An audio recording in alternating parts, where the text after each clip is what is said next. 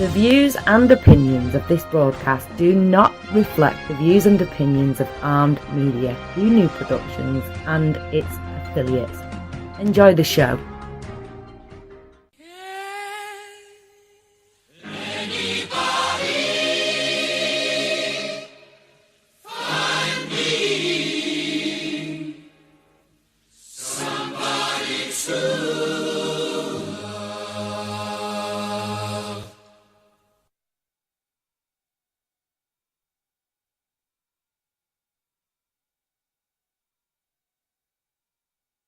Channel switched. Hi, and welcome to this week's episode of Talk Time with Val. I'm your hostess with the most, Valenissima, and we have joining me tonight, of course, my favorite producer, Jimmy. Hi, Jimmy. Hi, Val. How you doing? I'm doing good, better now that I'm hearing your dulcet tones. And we have my friend with us as well, Brian. Brian, say hello. Hello. So tonight we're going to talk about attitudes of gratitude. Jimmy, what's your take on an attitude of gratitude? Do you know what that means? No, I don't. What about you, Brian? Do you know what that means? Nope. All you. Okay. Well, an attitude of gratitude. Basically, you know how people say positive thinking, positive thinking, positive thinking? Here's the thing. Yeah, that's a pain. Right. It can be very wearing, very tiring. Sometimes when you have a bad day, you want to just, curl up in a ball and not try to actively think about yada, yada, yada, right? But here's the thing. Effects of gratitude last longer than you think. Feeling and expressing gratitude can make you happy in the moment, yes, but just think back to the joy you felt the last time a friend helped you out or your partner cooked a gourmet dinner, and a growing amount of evidence shows that giving thanks can also have a lasting effect on your mood. One study from the University of Pennsylvania found that people who wrote and delivered a heartfelt thank you letter actually felt happier for a full month after. And the same researchers discovered that writing down 3 positive events each day for a week kept happiness levels high for up to 6 months. Now, here's where I'm going with this. Attitudes of gratitude. We live in a world where, quite frankly, it is just as easy to turn your back on violence in the street or on, miscarriages of justice, whatever it might be, as it is to, buy a soda from the local gas station, right? In fact, it's become the norm. People don't actively commit to the society they live in because they're scared of backlash. Attitudes of gratitude are slowly dwindling down in the society we live in. It is easier to we accept the norm of living in fear. We accept the norm of, you know what? It's not my problem. It's not my issue. This didn't happen to me. It didn't happen to somebody I love. Or if it did, oh, woe is me. Oh my God, why did that happen? Here's what I'm thinking. And bear with me because it's kind of a convoluted thought pattern, right? And ye harm none, do what ye will. Harm no other person by thought, by word, by deed, or by inaction. Just give that a thought for a second. Harm no one, including yourself, with your thoughts, with your words, with any deeds or actions, or by inaction. Now, the first 3 are self-explanatory, but what do you think the last one means? By inaction. The last one simply means that if you see somebody about to kick a puppy, step in. If you see a child about to walk into the middle of the street, grab their hand and pull them back. If you see your neighbor coming out of their car and it's raining and they're trying to carry paper bags of groceries and you have an umbrella, go over and help them. By not acting you're doing harm. When it's not a big thing for you to just go help or to do something. Now here's where it gets tricky. There's other forms of inactions. How about you see something wrong? Maybe at work. You see somebody steal a pair of headphones. You see... Oh, hits man. close to home, doesn't it, Brian? Oh, man. You see somebody steal a pair of headphones. You see, you see a crime being committed. Maybe it's something little. Maybe you don't think something of it. You see some kids take a baseball bat to a plant pot in a random neighborhood you're driving through. Right? And you're like, whatever, it's not my problem, it's not my business. Okay? Maybe you think, yep, they probably deserve it because it was your old teacher's house and you know she was just oh my god, she stuck it to you. Right? Here's the thing. Without temperance, those kids taking that baseball bat to that teacher's plant pot, one, it doesn't help the kids, does it? Because it escalates violence. It's group activity that causes excitement through violence. They're going to just look for a bigger thrill, a bigger thrill, a bigger thrill. It's avenues of leading. I mean, Jimmy, back me up here. You lived a lifestyle that in an era where commonplace, I'm not saying gang activity because your people were what? Your brothers, your cousins, your friends. You guys all grew up together and you did boys stuff, right? Pretty much. So let me ask you something. When you guys were hanging out, if somebody did something stupid or dumb or crazy or dangerous, didn't somebody try to one-up them? What do you mean, one up and do something even worse, you mean? Yeah. Sometimes. Okay, and then, like, let's say you all get together and maybe 3 out of the 5 people there, or 4 out of the 5 people really, really, really hate somebody. And they're talking bad about them. And then the 5th person doesn't really know this person. They don't really care, but just to fit in. Aren't they like, yeah, they're really horrible? And agree with the group? I've never done that. Okay, you've never done that because your age group, your generation is different. Brian, your generation. To fit in. Don't kids do that? Oh. And adults? Right, and when they want to fit in, what do? We can't hear you. Your mic isn't active. What? Yeah. In your generation. Sure, everybody wants to fit in. Like that's the thing to do. Be one of the cool kids. So even if you don't really hate somebody, you just kind of ambivalent about them, or you heard things, but you didn't really make up your mind yet whether they're horrible or just not your cup of tea. Horrible meaning you actively dislike them, not your cup of tea meaning, I don't really want to mix with them, right? If 4 out of the 5 people in your group actively dislike this person, what ends up happening? You don't like them either. Exactly. That's just normal, right? The society we live in, it's easy for us to bond over things that are negative because people are less apt to mock you. You have a chip on your shoulder. If you're holding a grudge. If you're already angry, nobody's going to poke the bear, basically. But if you seem vulnerable, if you seem sweet or you seem kind, what tends to happen? People take advantage. You get picked on, people take advantage, things happen, right? Okay. Sure. So, what's wrong with that picture? Isn't that kind of flipped the way it should be and the way it is?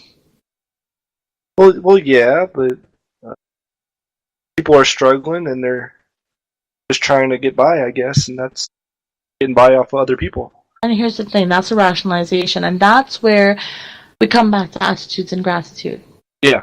The rationalization is, oh, they're just working for $10 an hour, so they're not actually going to work. They're just going to sit there and, not actually do the job they're supposed to do, right?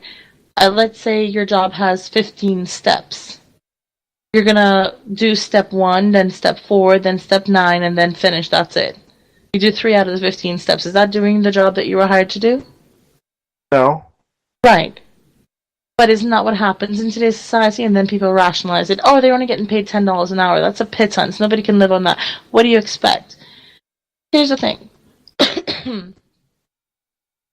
If you're being paid $10 an hour to do a job and you do the job and you do it well, then hey, they're doing really well.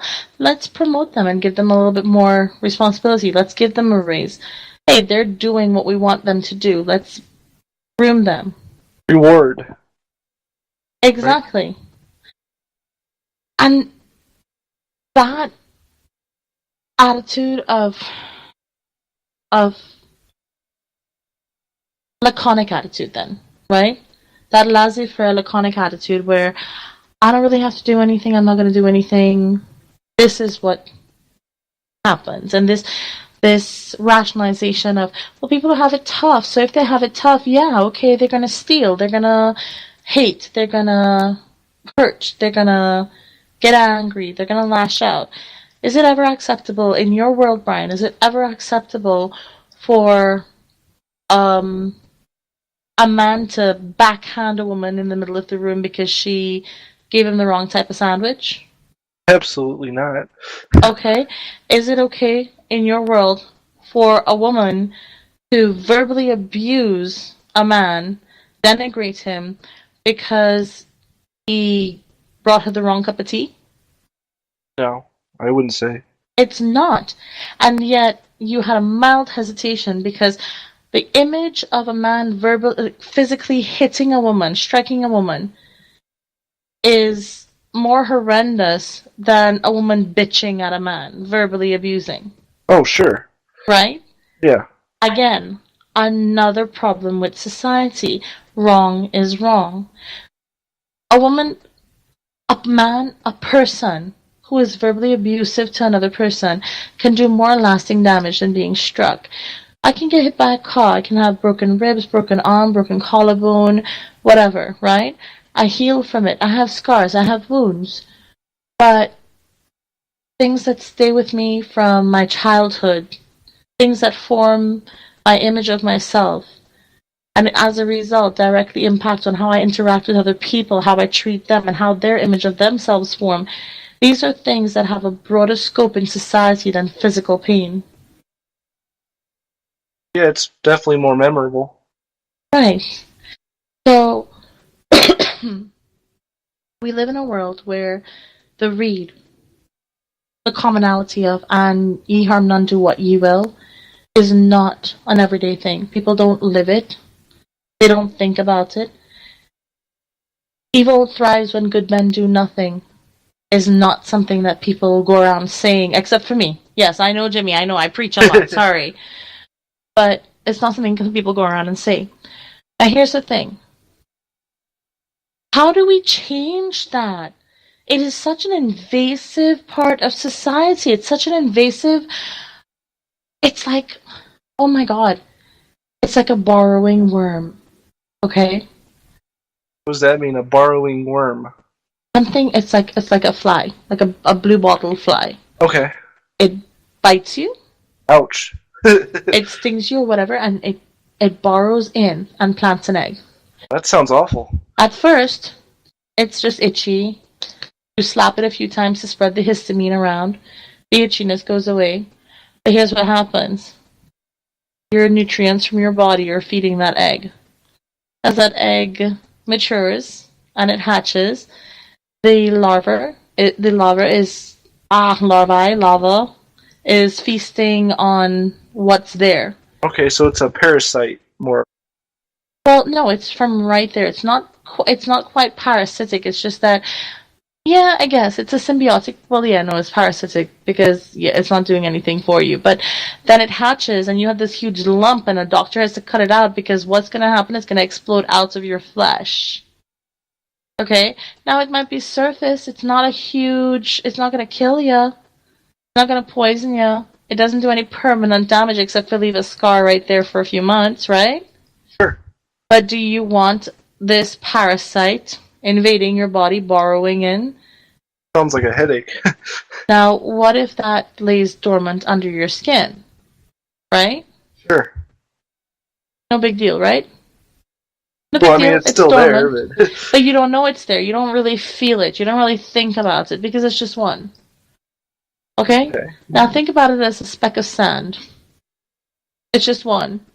Maybe you go to the beach and what do they call them? Chiggers or something? Sand fleas? Okay. So maybe you get bitten. You get bitten by 3. Not as bad as if you get bitten by 5,000, right? Oh yeah, that'd be Right. not good. So let's say these attitudes that we have in society, they're pervasive, like a burrowing worm. They sit under your skin dormant, inactive, but it's only 10 bites. Oh, in my life, I've had one did it 1 month. Maybe a year later, another one. But it's a secondary dormant egg, right? Oh, okay. 6 months later, I didn't even feel it because I was walking through the grass and I thought it was a thorn that struck me. I was pruning my roses. Right? Another I gotcha. one. Yeah. And another one. And another one. Through your daily life, you're picking these up as you're going along and you're not realizing that they're there. Okay. Right? And then one day, something happens. You walk through an X-ray machine and they all activate.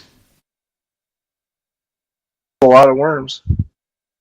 They're turning into blue bottlenose flies. And, well, I guess time or you notice them at the same time. You notice all of them at the same time, or they all activate. They all start feeding. You start getting sick, right? And then all of a sudden you have 50 of these things busting out through your flesh. Yeah, no thank you. I wouldn't wish that on anyone. But if 50 of them or one of them busted out through your flesh, you might be able to deal with it easily, right? It grossed you out. It was fine. It's like a pimple. It pops. It's gone. It's fine. Whatever, right? It's not fine while it's there. It's icky. It's nasty. It hurts. Blah, blah. But you get over it, right? Yeah. Like, suck it up, buttercup. Get over it, right? 50 of them happen at the same time. What happens? Hurting. Okay, and you're a grown-up. Imagine one of these happens to a 2-year-old child or a 6-year-old child. One. Is that going to scar them? Are they going to be scared of insects as they don't want to walk through the grass? They don't want to touch a rose just in case? Well, yeah, it's a bad memory. Right. So this is what I'm talking about. It's a pervasive attitude in society where things are implanted in us, right? But because they're dormant, we don't really pay attention to it. The attitude is like, well, but I mean, yeah, they needed it, so they stole. Okay. The kids wanted to vent some steam because the old bat gave them too much arithmetic homework. Okay. The planter pot that they destroyed was given to her by her great-grandmother, who it was the only thing they had from their family heritage as they fled a war-torn country. And all you see is an old battered planter pot. To have that destroyed, what does that do to her? Her family? Sad. Fortunate. And it destroys memories. But it also destroys your sense of security. It also destroys your feeling of camaraderie with the world, your feeling of, like things are safe. You had something beautiful and it was destroyed because of somebody else's ignorance or apathy. Now, would you have stopped your car and stopped those kids and say, hey, don't do that? If I understood what was happening, yes. But if you didn't understand, no. Probably not, to be honest with you. Right, and that's what I'm saying. Evil thrives when good men do nothing. How many things do you think you see in a day that you think, oh, that's unfortunate? Or those kids, bad kids, right? But because you don't know the story behind it, I just wove a story about this planter pot, this little tiny planter pot being the one thing that they had from their homeland, right? Sure. It made it significant. Here's the thing. We can't decide what makes something significant to somebody else. Yeah, we have no clue. You have no clue. What if that was a brand new planter pot, but it was given to them the day before by their brother who just got back killed in a car accident an hour ago? Yeah, that would still be sad. It would be horrible, right? Yeah. And yet you didn't stop it, okay? What if it was a kid stealing a lollipop? Would you stop them? Yeah, I'd be like, that's a lollipop. Why you ruin someone's day? But would you stop the kid from stealing a lollipop? Probably. Okay. Now, what if it was a grown man who was stealing a loaf of bread? I'd probably say something. What if it was a woman mid-30s stealing a lipstick? I'd say something. You'd say something? Okay. What if... Oh, good. So stealing to you innately is wrong.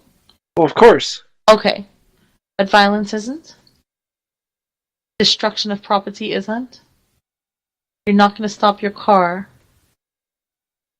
Well, I just wouldn't... I don't know if I would just notice it right away. But you noticed it.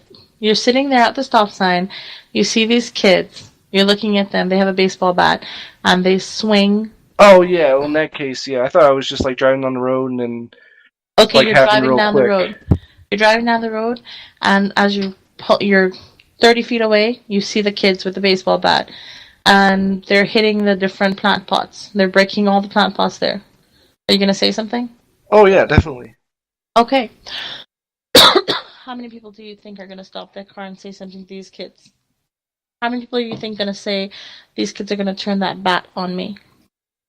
Well, there's a good probability that they probably would. No one likes being confronted. That makes sense, but... Yeah, most people probably would just, maybe call the cops, but... I can't hear you. Oh, am I muted? No, your mic just shifted, that's all. Oh, okay. Yeah, I think they would at least call the cops. Well, Okay. most people. So most people might call the cops, right? Mhm. And yeah, because they're scared to act because things happen. Okay, at least they're calling the cops. Now, but do you recognize what I'm saying about a perversive part of society where we are accepting these little chiggers under our skin Sure. on a daily basis? Okay, good. Excuse me. How do we combat that? How do we fight against that to make it never happen again? Can we do that?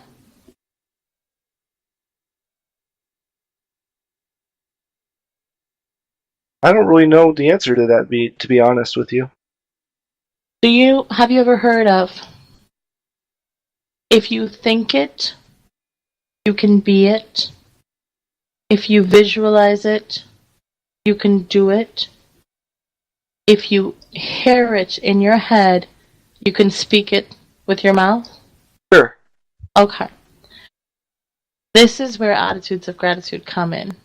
In a society that is basically invaded by little chiggers, right? Sure.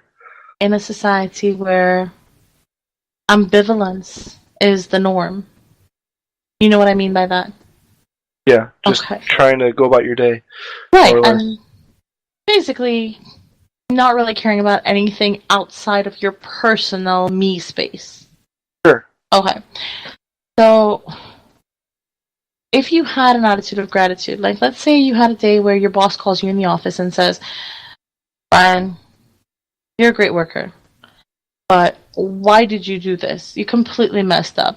Put us under the radar. Now the big boss is breathing down my neck. Like, seriously? I get that you thought you were doing the right thing, but man, you put me in a bad position. You're a good worker. I get that you didn't realize what you were doing, or you didn't realize that it would have this reaction. But still, man, this is what happened. You feel bad, right? Of course I'd feel bad. Yeah.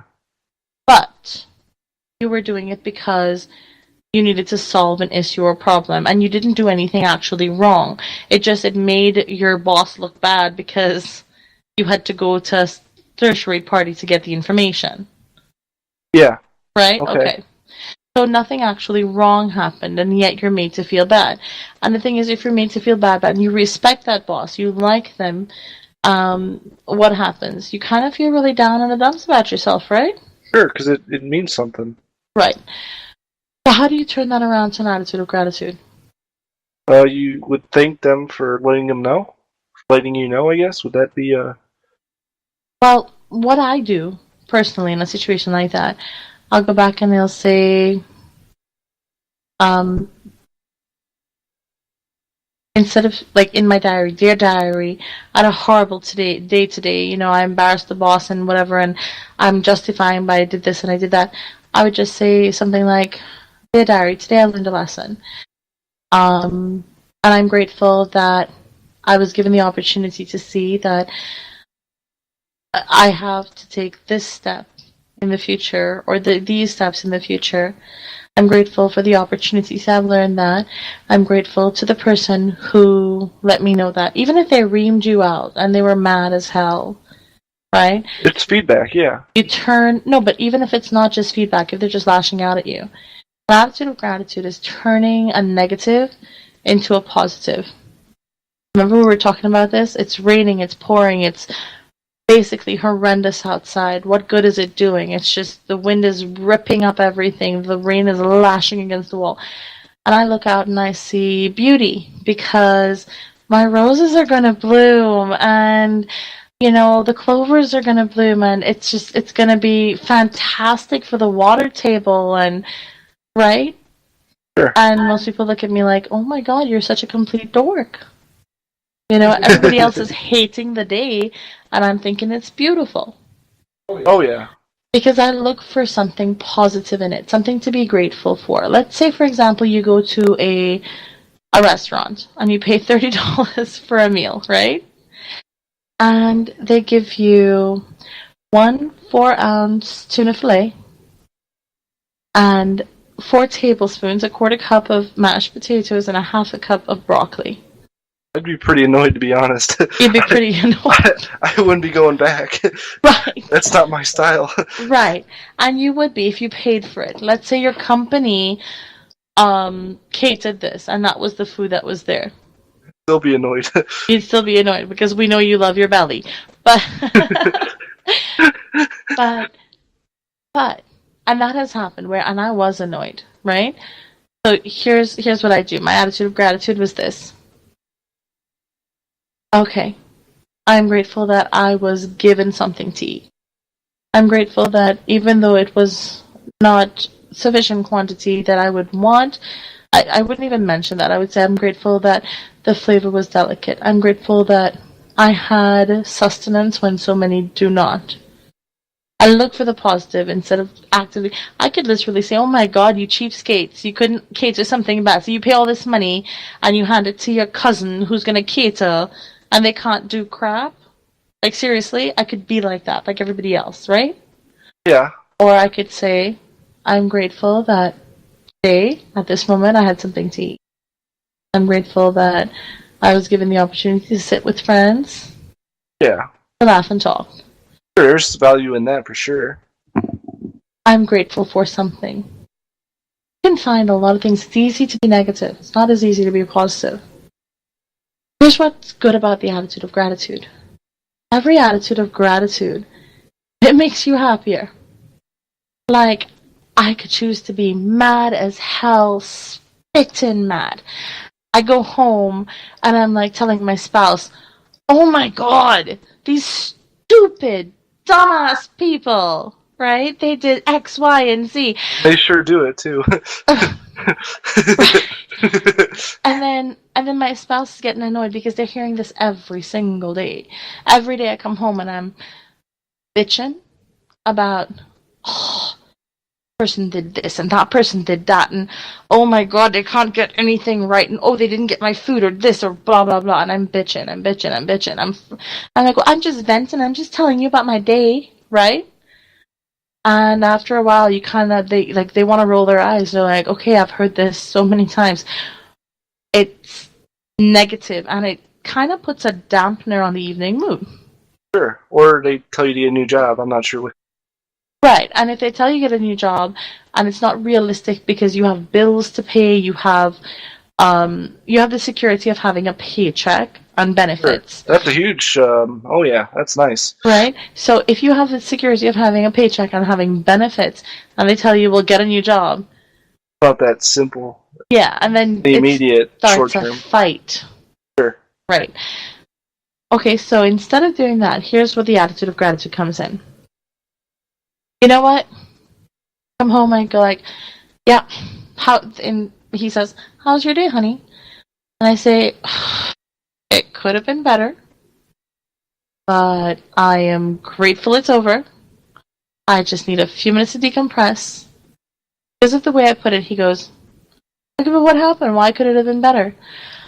Well, I'm not going to get into details because I want to let go of what happened today. But, number 1, this happened. Number 2, this happened. Number 3, this happened. Those are the 3 main things that happened today. And I'm not going to go into details. It just frustrated me. But hey, I'm home. I'm seeing your pretty face. That's nice. Right? So let me go wash my face and get a glass of wine and we can snuggle up and decide what we want to eat. Or let me go start dinner or something, right? Food. Food, the cure-all. But isn't that, do you hold on to the rancid, rampant, virulent anger? Or do you have an attitude of gratitude and say, look, I'm just grateful this day was done, man? Yeah. It's hard to do sometimes, but you know what? If you do it once, it's easier to do the second time, and the third time, and the fourth time, and the fifth time, until finally you disconnect so much from the negativity that surrounds you that you have to admit, Brian, we're at poker, we're doing something, or whatever. I could be in pain or whatever, but what happens? You're having a good time anyway. I generally will, because I could be all, woe is me, I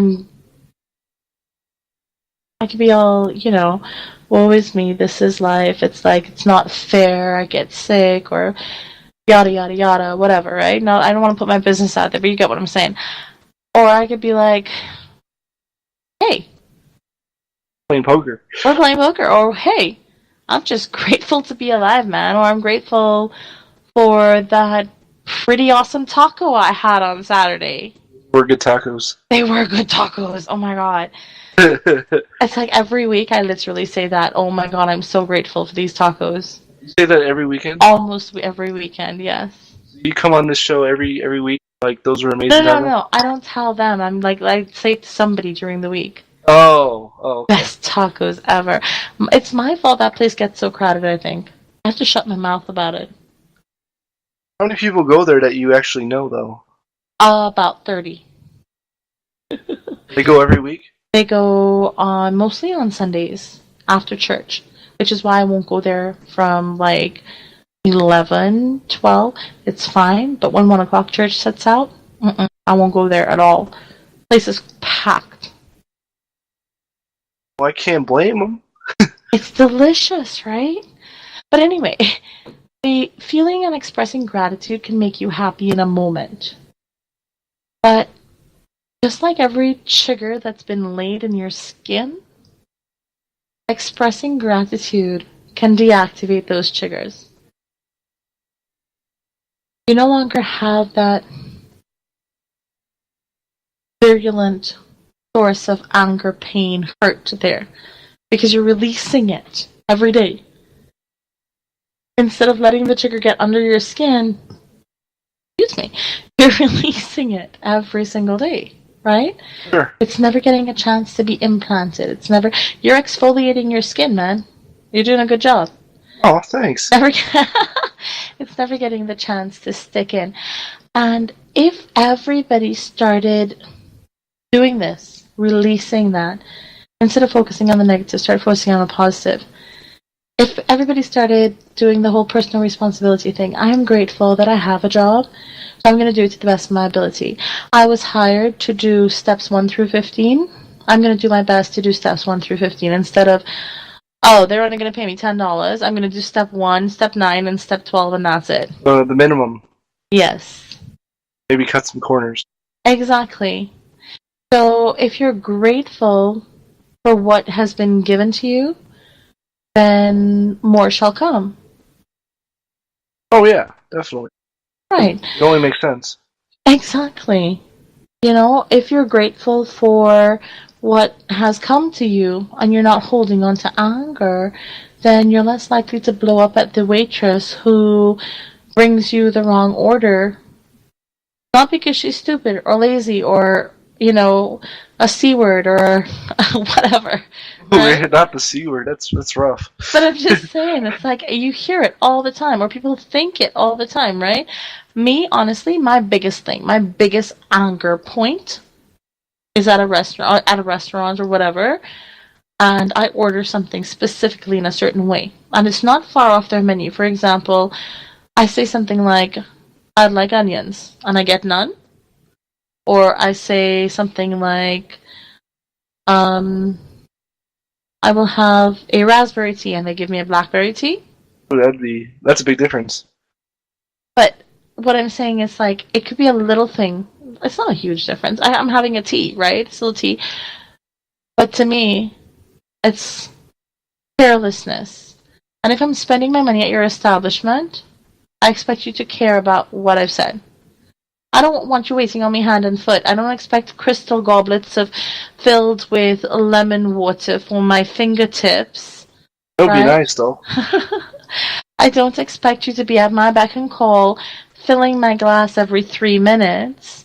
I do expect you to glance over, and if my glass is empty, come and fill it before 10 minutes have passed. But Yeah. that's just reasonable. Yeah, you're right? a good patron. Yeah. So I'm not. But it does tick me off if somebody is that careless attitude.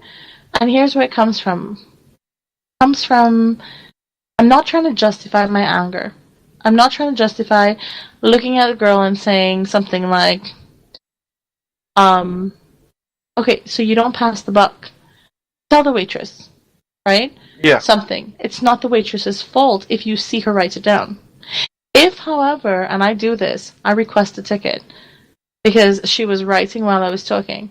So I say, may I see the ticket, please? She goes and gets the ticket. If my order was written down incorrectly, then I'll complain to the manager. If my order was taken properly but the kitchen screwed up, then I will tell the manager the waitress did everything she could. It's not her fault, but I am upset because your kitchen had specific instructions and decided to ignore them. Which tells me that this is not an establishment I want to eat at, because if I had an allergy, I could be dead right now and they would not care. No, they wouldn't. Because they're lackadaisical in their attitude. To me, food is a big deal, so I get very irritated when it comes to things like that. Oh yeah, food is yeah. I hear ya. But it's still progressively, it's putting anger out, right? Now, it was very negative. It's a very kind of elitist, kind of down my nose kind of thing to do. I feel kind of bad sometimes, and yet I don't. I don't, because I justify my attitude by saying, you're being paid to do a job. Do your job. Sure. But then there's always extenuating circumstances. Things happen. Yeah. What if the chef just got burned? And because they were jumping back from the splash of oil or something, they forgot that they had just salted this and they salted again. Or they forgot and they threw the broccoli rabe in before they put the marsala wine. So the wine didn't have time to cook out and the rabe is now infused with too much of an alcoholic flavor. Right? Little things can happen. Yeah, especially in the kitchen. I mean, it's chaotic. Me, with my OCD about kitchen stuff, I would make sure it's done systematically. Not everybody's like that. No. Right. So I understand that I'm wrong to lash out in anger. I do not think I'm wrong, however, to complain about what I term to be a careless attitude. I don't think it's laziness. I think it's carelessness. They do not care less if it's done a certain way because it's just a job. Now, if somebody takes pride in their work, they care about it, they can still make a mistake. Mistakes happen. Right? Sure. So my attitude of gratitude is this. In a situation like that, even, and this will sound so petty, Even when I'm so irritated, I'll tell the manager something like, okay, you know what? It could be a one-off. Because I'm perfectly aware that something could have happened in the kitchen, right? So I'll give your establishment another try. Okay? That seems fair, yeah. And if that type of behavior continues to happen, then I will completely trash them on Yelp. But I always give them 3 chances. You're trying to save someone else the bother of going to a poor kept establishment. Or basically a place that hires employees that don't care. I don't want to work in a place or eat in a place or be in a place where the employees don't care. Yeah, especially food. I don't want to live in a building where the contractor cut corners and then suddenly there's fire in my walls, right? And yet I live in a world like that every day, so do you. So does everybody out there. We live in a world where contractors have cut corners. Nobody cares. I'm not talking specifically about buildings, okay? But nobody cares. Nobody cares enough about anything outside their immediate purview for them to step in. And how do we change it? Through attitudes of gratitude. I am far from perfect. I'm telling you right now, I could be a Queen A-class biatch. Okay? You can. No, No, I can't. You've never seen it, but listen, if we're out, like let's say we're doing something, Brian, and somebody said something mean to you, or somebody like bumped into you and like you fell or something, you will see Queen Bitch coming out.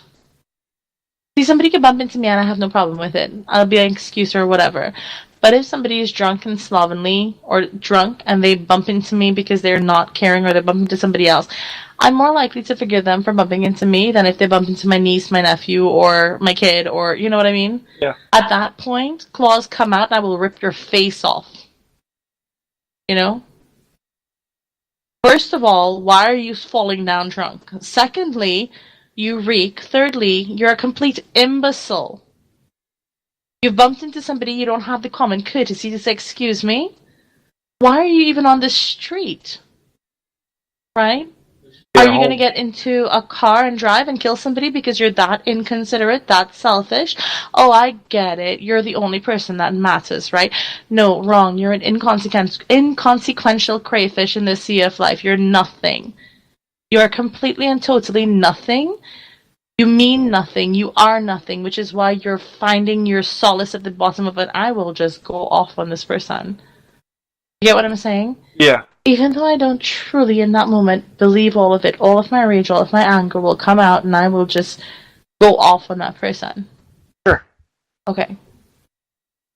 Not very pretty. You're thinking my insults weren't that bad. They are. They're horrible. It's just, you know.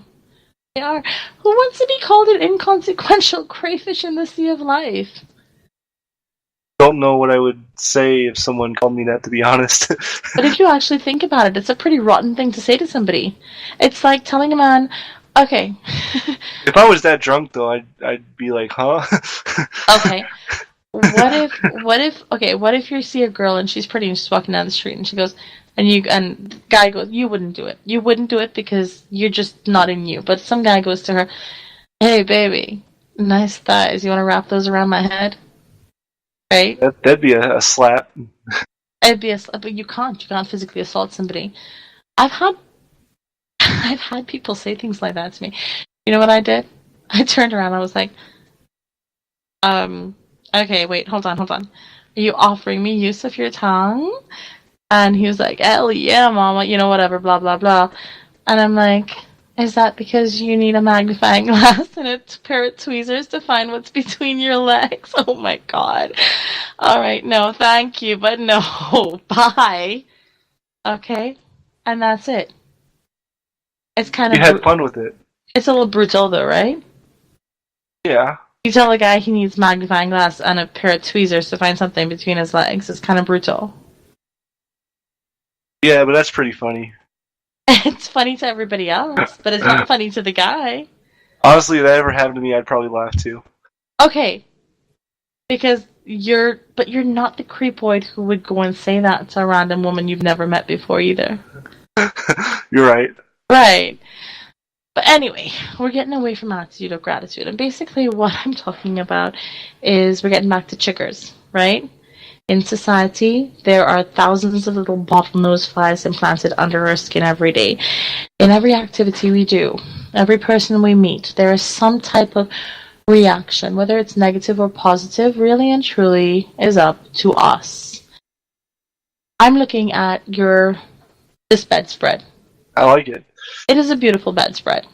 Now, listeners, Brian and I are in the same room. My studio system is down, so I'm at his house and using his gamer setup, which most of you would really appreciate, right? Triple monitors, nice, like, seating area.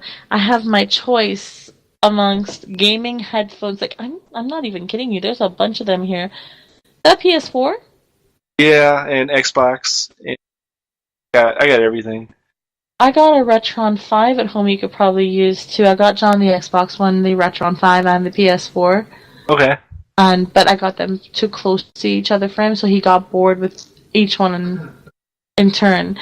Probably should have gotten them months apart instead of weeks apart. Okay. Right? But anyway, this guy has a setup that would make most nerds drool. Oh, thanks. You're welcome. I'm not even that big of a gamer, which is hysterical. No, John would love this. If you let him play games kind of like World of Tanks on here, he would probably flip his lid. He'd be here spending more time. No, please don't, because then I'll have to come here and cook dinner instead of cooking dinner at home because Yes, he'd be please. here playing. Yes, please. But You can come over anytime. but like expressing gratitude every single day, finding a little something is like denaturing a chigger. That makes sense. Yeah. Or is it a weird analogy? No, it makes sense. I got you. I wasn't sure what the burrowing worm was at first. We were talking about earlier, but You get it now? oh yeah. Okay, good. So, expressing gratitude, an attitude of gratitude. The screen's just... It can keep our happiness levels high. So, we need tools for thankfulness. So how can you cultivate a growing sense of gratitude? Right? It's all well and good for me to give you the examples that I've given you and explain to you why this perversive society that we are in needs an attitude for gratitude. And simply that if we are more grateful, we become less accepting of the negatives and more embracing of the positives. Society itself changes. So how can you cultivate a growing sense of gratitude? And its positive side effects on your own. It turns out that the tools used by psychologists in research studies, namely a gratitude journal and some thank you notes, are some of the best ones for boosting gratitude both in and out of the lab. By writing down positive things that happen to you and actively acknowledging those who have helped you, you become better at recognizing the good in your life, which naturally helps you feel more grateful and thankful more often. Do you get what I'm talking about here? Sure. By actively saying thank you, by actively looking for something positive, you train yourself in an attitude of gratitude. You train yourself to feel more grateful, more thankful, more often.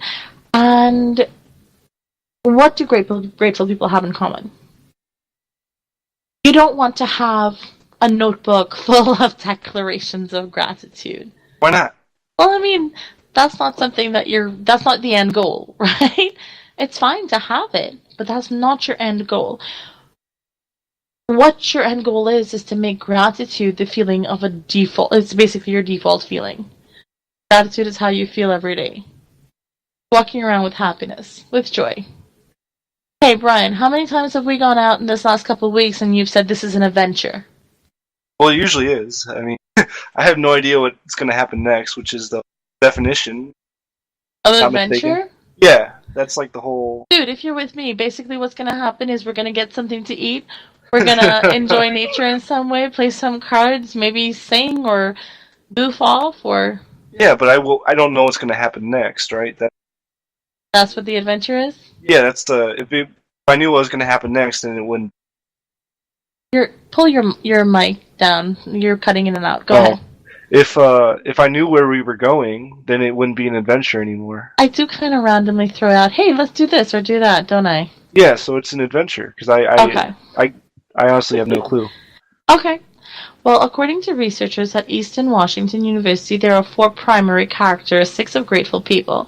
And these are the ones that thank you notes and a gratitude journal can help tap, strengthen, and invigorate. People who experience the most gratitude and therefore the positive effects tend to feel a sense of abundance in their life. And do you? Do you feel like you have pretty much or do you feel like you want so much more? You can't be happy with what you have because there's something else that you want more. You want more. You want more. I mean, look at my room. I got everything. You do. You even have a Winnie the Pooh poster, which I loves. Okay. You appreciate the contributions of others to their well-being. You're very appreciative. I'm a very appreciative person too. Recognize and enjoy life's small pleasures, as in an adventure. Right? Oh yeah. By the way, don't think I don't remember that you have my margarita glass and my mariachis. Oh no, I want to keep those. You're keeping my mariachis? Yeah, My maracas? the maracas. Yeah, those are mine. Oh my god. We could have taken more. The 4th thing that people who experience the most gratitude and therefore the positive effects have in common is that they tend to acknowledge the importance of experiencing and expressing gratitude. Let me put it this way. Life's an adventure, right? Would you ever go down to a center and, I don't know, would you be open to feeding the homeless? Oh yeah. Would you be open to just talking to somebody and letting them feel like they were a human being, even though right now they are at the lowest point in their life, living on the streets, drug-addled, bonked out of their mind? Yes. Yeah, Even but, like a but human not being. Sunday though. Not Sunday. I can't do Sunday. That's fine. Your flow trip, I get you. Would you be open to? You're open to new things. Oh, of course. I'll try anything once. Okay, but you're open to not just getting, but giving. Sure. Right. And here's this thing, people. Right.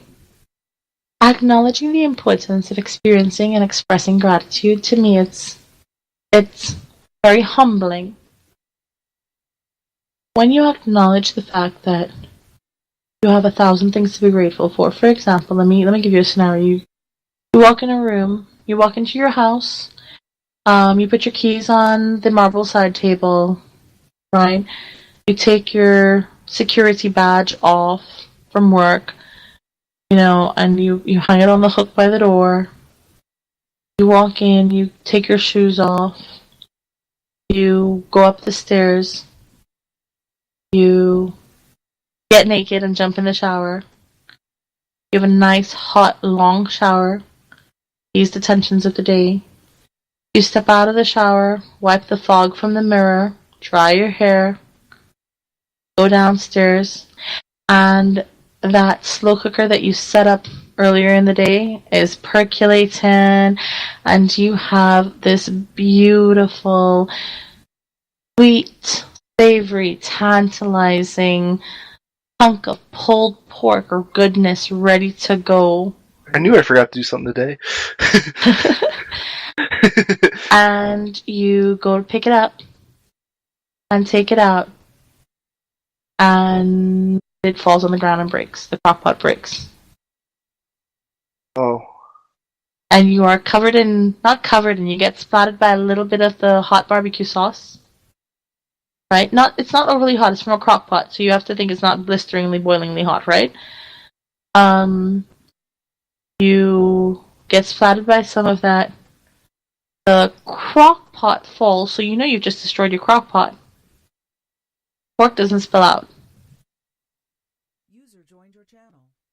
The inner holder is still there. You take the meat out, you move it, you've just destroyed your crock pot, but you still have the meal. You can wipe your splatter off grateful. You can be horrified that your favorite crockpot that you've had for 10 years that has been giving you the best meals ever has just been destroyed beyond redemption. And you can moan and you can cry, or you can just enjoy the pork, say thank you, crockpot, for 10 years of service, and get a new one the next day. Those new ones are nice too. But you get what I'm saying. You can choose to focus on the burns, and the burns will, it'll hurt. It's barbecue sauce on your skin, hot barbecue sauce. It's gonna hurt. Right? Yeah, so good though. But are you gonna let that take away the enjoyment of that beautiful shower that you just had? Or is that taking away the enjoyment of that beautiful, savory, sweet pulled pork that you're about to eat? You take another shower and then eat your pulled pork and then everything's right? Yeah, but, it was just a little splatter of barbecue sauce on your foot. Oh, well then yeah, I could wipe that off. There you go. Now it hurts, it burns, but hey, you can stick your foot in a basin of cold water while you're eating, right? Yeah, that would probably feel pretty good. There you go. The things you could do. You acknowledge the importance of experiencing and expressing gratitude in your daily life. You feel a sense of abundance in your life. You appreciate the things that you have. You're grateful for what is existing in front of you, like that very sparse meal, even though you wanted more. Or you appreciate the contributions of others to your well-being. They make you laugh. They make you cry. They make you think. You recognize and enjoy life's small pleasures.